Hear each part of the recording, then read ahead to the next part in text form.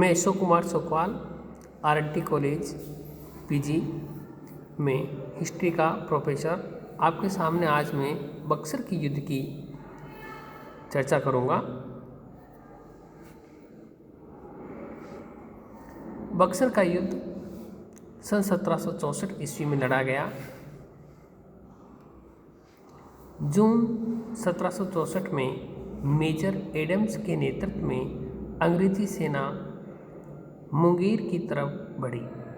जुलाई सन 1764 ईस्वी को बिहार के निकट कटवा के निकट मीर कासिम और अंग्रेजों में युद्ध लड़ा गया, जिसमें नवाब पराजित हुआ। इसके बाद 3 और युद्ध लड़े गए, उन सभी में मीर कासिम परास्त हुआ तथा नवाब पटना की ओर भाग गया। पटना में उसने अंग्रेज बंदियों और भारतीय बंदियों, जिसमें राजा राम नारायण, सेठ बंधु आदि को मौत के घाट उतार दिया।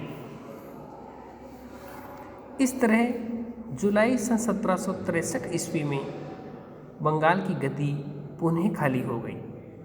मीर जाफर को पुनः बंगाल का नवाब बनाया गया। मीर कासिम अवध के नवाब वजीर शुजाउद्दौला से सहायता लेने का निश्चय किया।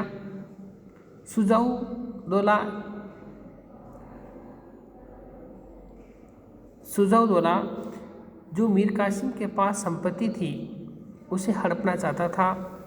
इस तरह मीर कासिम, शुजाउद्दौला और शाह आलम, जो उस समय मुगल सम्राट थे, इन तीनों व्यक्तियों ने गठबंधन का निर्माण कर लिया।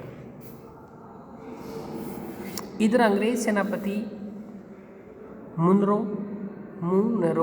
लगभग 8000 सैनिकों के साथ बनारस के पूर्व में स्थित बक्सर नामक स्थान पर पहुंच गया। 23 अक्टूबर सन 1764 को बक्सर में दोनों पक्षों के बीच संघर्ष हुआ। 3 घंटे के युद्ध में अवध की सेना बुरी तरह से पराजित होकर मैदान से भाग खड़ी हुई। युद्ध में अंग्रेजी सेना के 825 सैनिक तथा शुजाउद्दौला के 2000 सैनिक मारे गए। इस प्रकार बक्सर के युद्ध में अंग्रेज विजय हुए और भारत की तीनों शक्तियाँ पराजित हुई। इसमें मुगल सम्राट शाह आलम द्वितीय तथा अवध के नवाब शुजाउद्दौला और मीर कासिम पराजित हो गए। बक्सर का युद्ध भारतीय इतिहास का निर्णायक युद्ध माना जाता है, क्योंकि ऐसा कहा जाता है कि बक्सर के युद्ध ने प्लासी के युद्ध के अधूरे कार्य को पूरा किया।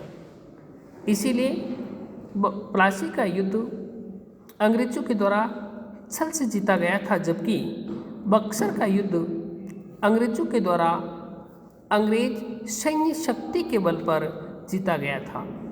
इसीलिए इतिहासकारों ने बक्सर के युद्ध को प्लासी के अधूरे कार्य को पूरा करने वाला युद्ध कहा है।